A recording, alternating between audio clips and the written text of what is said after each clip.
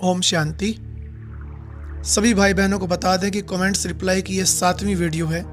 इससे पहले की 6 वीडियो अगर आप सुनना चाहते हैं तो आज उन सभी का लिंक नीचे कमेंट सेक्शन में और डिस्क्रिप्शन बॉक्स में डाला गया है। सुनते हैं आज का पहला कमेंट।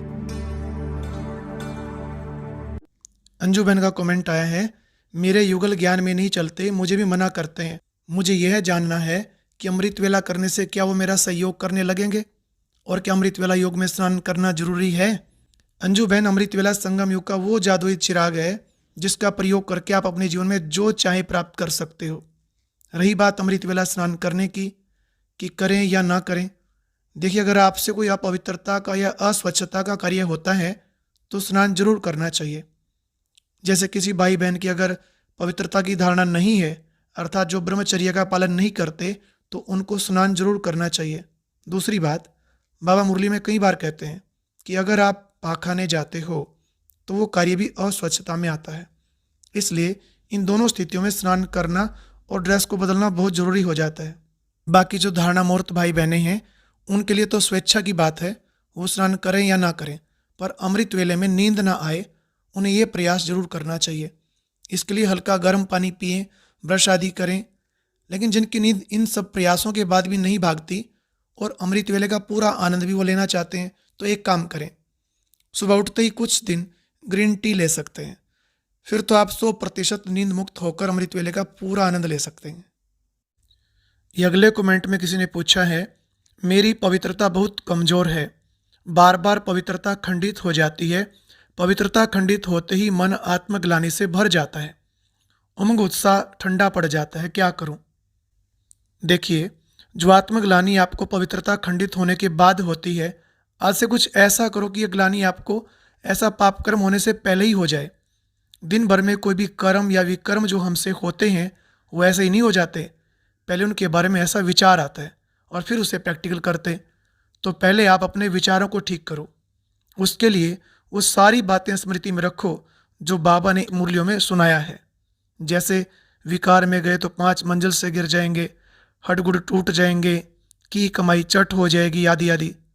और बार बार धर्मराज की सजाओं को भी याद करो। ऐसी गलती होने पर खुद को कोई छोटी मोटी सजा जरूर दो, जैसे एक दिन भोजन नहीं खाना, 1 घंटे तक खड़े रहकर बाबा को याद करना, या कुछ और जो भी आपको उचित लगे। रोज रात को 30 मिनट योग करके और सारा दिन का चार्ट देकर ही सोना चाहिए। दिन में कुछ सेवा भी जरूर करो और अमृत वेला तो किसी भी हालत में मिस नहीं होना चाहिए। ये सब बातें नोट करके आज से इनको अप्लाई करो, ये बातें आपकी मदद करेंगी। यह अगला कमेंट किसी टीचर का आया है। पूछते हैं, बच्चों को मारना राइट है कि रॉन्ग है, जरूर बताओ। बहन जी या भाई जी, आप जो भी हैं, शायद आप भूल गए हैं कि आपका भी कोई टीचर है। हम सभी प्यारे शिव बाबा के स्टूडेंट हैं। अब पहले आप मुझे ये बताइए कि आपके टीचर शिव बाबा ने कभी आपको डांट लगाई? हम भले सारा दिन कितनी भी गलतियां करें, लेकिन अगले दिन मुरली में बाबा हमें मीठे बच्चे, प्यारे बच्चे ही कहते। जब आपका टीचर आपको डांट तक नहीं लगाता तो आप किसी की पिटाई करने की कैसे सोच सकते हो? हमें हर बात में अब बाबा को फॉलो करना चाहिए। ये मानसिकता अब छोड़ दो कि बिना पिटाई के बच्चे पढ़ते नहीं। लेकिन एक अच्छे टीचर के पास पिटाई के अलावा बच्चों को समझदार बनाने, होशियार बनाने के अनेकों तरीके होते हैं।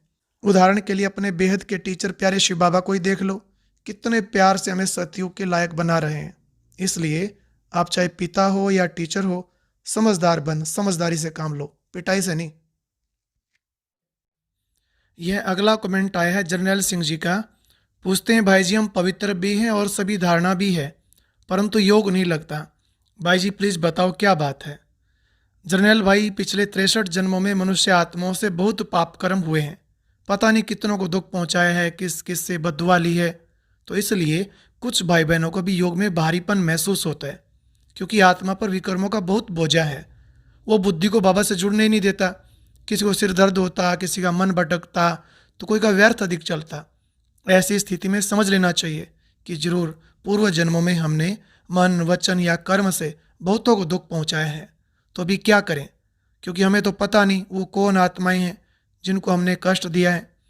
इसलिए अब ऐसा कर सकते हैं, रोज अमृत वेले के समय सारे संसार की जीवात्माओं से माफ़ी मांगे। ये अभ्यास 1 महीना लगातार करते रहो। ऐसा करने से मन हल्का होगा और बुद्धि सहज ही एकाग्र होती जाएगी। फिर धीरे धीरे योग में आनंद आना भी शुरू हो जाएगा।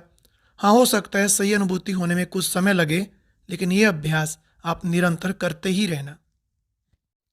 ये शैलजा बहन ने पूछा है, मैं नॉलेज देने के लिए व्हाट्सएप से जुड़ी हूँ, लेकिन वो पढ़कर मन भटकता है।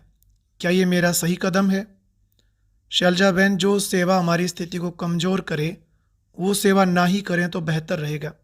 जैसे आपने कहा मन भटकता है, तो सीधा सा मतलब है इस सेवा से आपका अंतर्मन भी संतुष्ट नहीं है। आपने 29 अक्टूबर की मुरली के वरदान में तो सुना ही होगा, बाबा ने क्या कहा, जिस सेवा से आपको खुद भी संतुष्टता नहीं मिल रही उसे छोड़ दो। आप मनन चिंतन करके कोई और ऐसी सेवा की युक्ति निकालो जिससे आपकी स्थिति भी मजबूत बने और दूसरों का भी कल्याण होता रहे। वही सच्ची सेवा है। ये आगे किसी बहन ने पूछा है कि आप कमर दर्द पर कमेंट्री बनाओ, स्लिप डिस्क प्रॉब्लम ठीक हो रही है। देखो सभी भाई बहनें, जिनके भी इस प्रकार के प्रश्न आते हैं वो आज से मन में पक्का कर लें कि कुछ भी बीमारी आए, चाहे छोटी हो बड़ी हो, तो पहले डॉक्टर को दिखाओ। किसी अंधविश्वास में नहीं आओ, न ही झाड़ फूक का सहारा लो। क्या है कि वर्तमान समय सभी आत्माओं के सिर पर जन्म जन्म के विकर्मों का बहुत बोझा है। अंत समय होने के कारण सभी का हिसाब किताब अभी चुकता हो रहा है। इसलिए ये कर्म भोग के रूप में बीमारियां आदि आती रहती हैं और ये लास्ट तक आती ही रहेंगी। ऐसे में योग बल और दवाइयों का बल दोनों ही चाहिए। आदरणीय दादी गुलजार जी कहते हैं कि बीमारी में दुखी नहीं होना चाहिए, बल्कि दवाई को भी ड्राई फ्रूट समझकर खाते रहो और योग में ऐसा महसूस करो जैसे कि बाबा की पवित्र किरणें हमारे पूरे शरीर पर पड़ रही हैं, जिससे हमारा तन स्वस्थ हो रहा है। बाबा की किरणों से आत्मा के सारे पाप भस्म हो गए हैं। ऐसा अभ्यास करने से और साथ में दवाइयाँ लेने से आप जल्दी स्वस्थ हो जाएंगे। किरण बहन ने पूछा है, ओम शांति, पहले जिन बर्तनों में प्याज लहसुन बनता था उस बर्तन में पके भोजन को हम बाबा को भोग लगा सकते हैं क्या? अब ये चीज़ें नहीं बनती पर बर्तन तो वही है। किरण बहन, जिस बात में आपका मन खाता हो वो चीज़ नहीं करनी चाहिए। केवल एक ही तो बर्तन होता है ना जिसमें प्याज लहसुन बनता था, सिर्फ एक ही बर्तन बदलना है।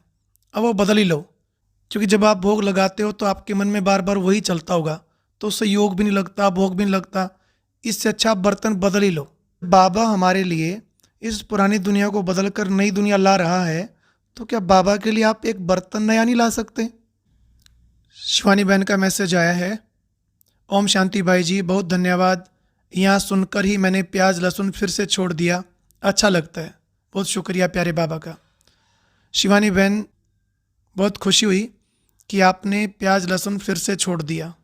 फिर से शुरू मत करना, पुरुषार्थ में आगे बढ़ना है, पीछे नहीं आना कभी भी। ये अपूर्वा बहन का मैसेज आया है, पूछते हैं भाई जी, मैं स्टूडेंट हूँ, जर्मनी की मेडिकल कॉलेज में एडमिशन के लिए अप्लाई किया है, 85% नंबर भी हैं, सब कुछ कंडीशन पूरी की है, फिर भी मेरा एडमिशन नहीं हो रहा, क्या योग लगाऊं?